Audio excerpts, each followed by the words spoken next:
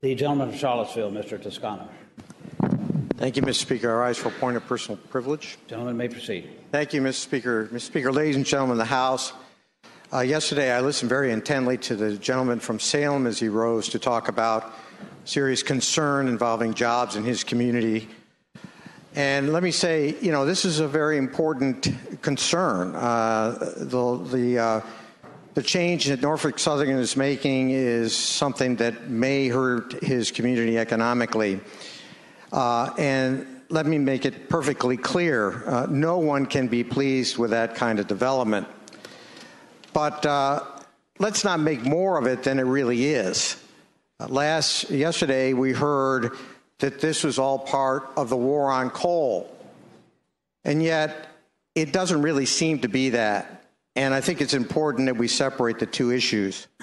Just 2 days ago, CNBC did a report which detailed Norfolk Southern's corporate view of the economy in 2015.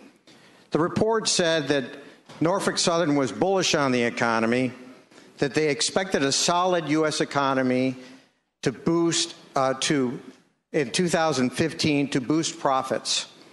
And the CEO of Norfolk Southern said that we feel good about the state of the economy. In this announcement, there was no discussion of coal.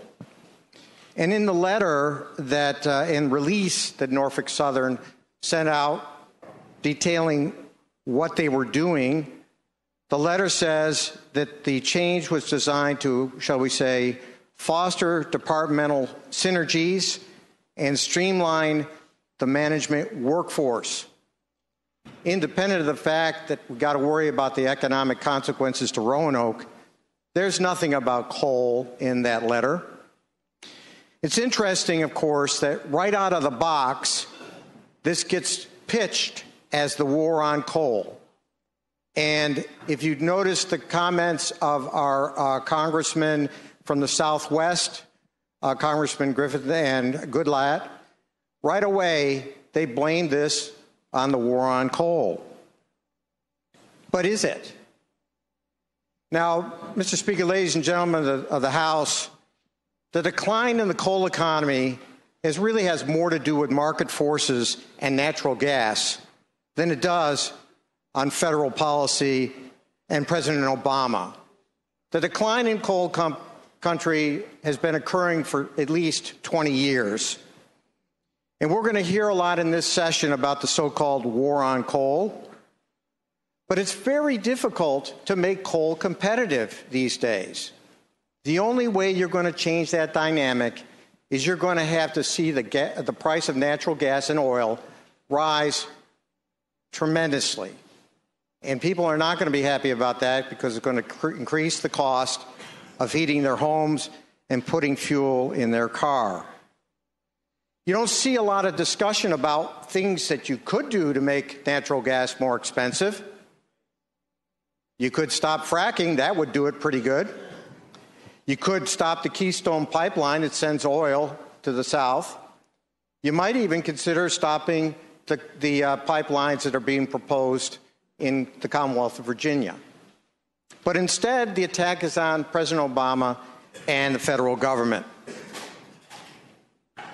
Mr. Speaker, ladies and gentlemen of the House, despite the decline in coal production for the last decades, Virginia has done a lot to support the coal industry.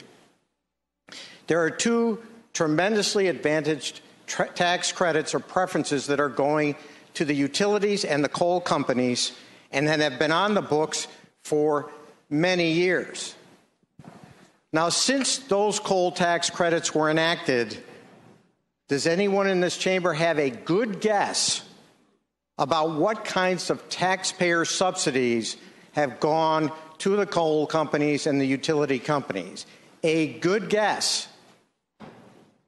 Nobody has a guess, but the answer is almost $1.5 billion. That's over $1.5 billion in taxpayer subsidies that since the coal tax credits were placed in effect. Think about that.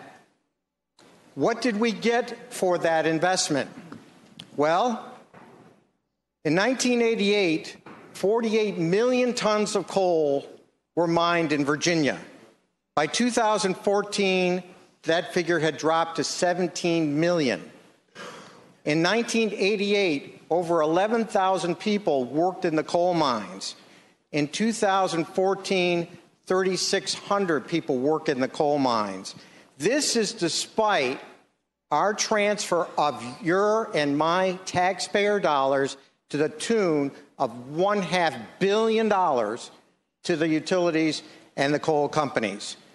I would submit to you that if you were a private company and you in the late 1980s made a decision to invest $500 million over a long period of time to increase your production and increase your employment, and you would have taken a look at what your return on investment would be, you would stop doing what you're doing. No wonder JLARC, in their recent report, said that the public policy goal of slowing the decline in the coal industry and employment due to these credits was not working the way it was intended. Ladies and gentlemen of the House, Mr. Speaker, there is a bill before you. Governor McAuliffe has proposed a reform in the credit, not an elimination of the credit, but a reform of the credit that would cap the subsidy at $500,000 a year. That's still a pretty large sum of money. That would raise a modest amount of money for us so we could fund public safety, public schools, and the like. It's hardly a part of a war on coal. Instead, it is trying to build a government where taxpayer dollars are wisely spent on programs that work. And isn't that what we all want down here? Thank you, Mr. Speaker. Gentleman Scott, Mr. Kilgore.